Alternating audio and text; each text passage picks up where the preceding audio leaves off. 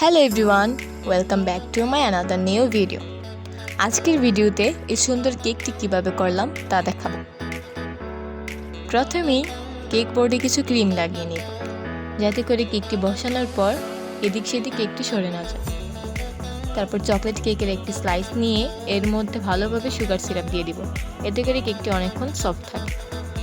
এর উপর chocolate cream দিয়ে প্যালেট নাইফের মাধ্যমে ভালোভাবে চারিদিকে সমান করে দেব এবং আগে থেকে রেডি করে রাখা চকলেট গানাশ দিয়ে দিব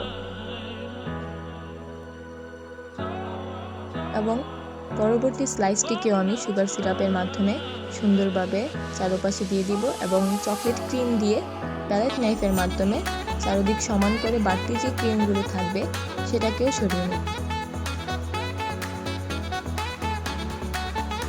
এবং একইভাবে চকলেট গানাশ আবার দিয়ে দিব এবং সেটাকে প্যালেট নাইফের মাধ্যমে চারপাশে সুন্দর করে ছড়িয়ে দেব এবং লাস্ট যেই কেকের স্লাইসটা আছে সেটাও আমি কেকের উপর দিয়ে দেব এবং এর মধ্যেও চকলেট সিরাপ দিয়ে বাকি যে চকলেট ক্রিমগুলো আছে ভালোভাবে প্যালেট নাইফের মাধ্যমে পুরো কেকের মধ্যে এটাকেও ছড়িয়ে দেব।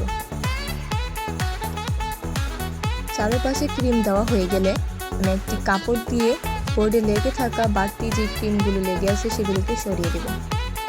তারপর কেকটিকে 20 মিনিটের জন্য ক্রাম কোট করে ফ্রিজে সেট হতে রাখবো। তারপর কেকটাকে ডেকোরেশন করব। এখানে আমি অরেঞ্জ কালার ক্রিম দিয়ে পুরো কেকটাকে প্যালেট নাইফ ও স্ক্রাপারের মাধ্যমে একটি স্মুথ ফিনিশিং আনবো।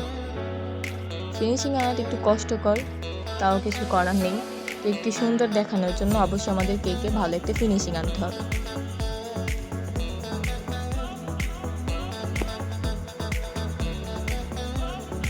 আমি এখানে সময় নিয়ে স্ক্রাপার ও প্যালেট নাইফের মাধ্যমে সুন্দর একটি ফিনিশিং আনার ট্রাই করছি।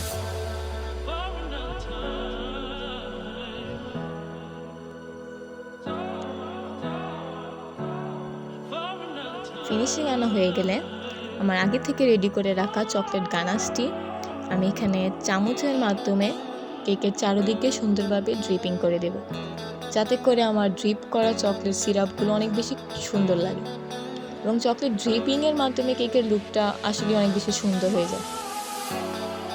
এবং কেকের উপরেও আমি চকলেট গানাশ ঢেলে দিয়ে সেটাকেও আমি চারদিকে সমান করে দিই।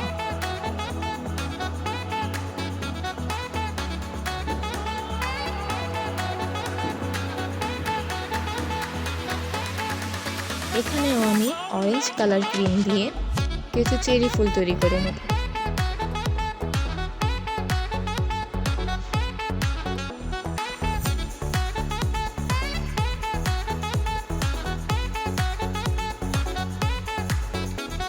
তৈরি করা চেরি ফুলগুলির উপর আমি এখানে চকলেট গানাশ দিয়ে দিব রেনু হিসাবে এবং পরবর্তীতে লিফ নজল দিয়ে চারিদিকে কিছু পাতা তৈরি করে দেব।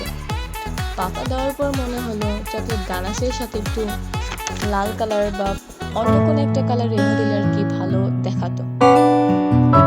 তো এখানে আমি কিছু ক্রিমের মধ্যে রেড কালার মিশিয়ে এই চেরি ফুলগুলোর একটু রেনু দেওয়ার আর কি চেষ্টা করছিলাম।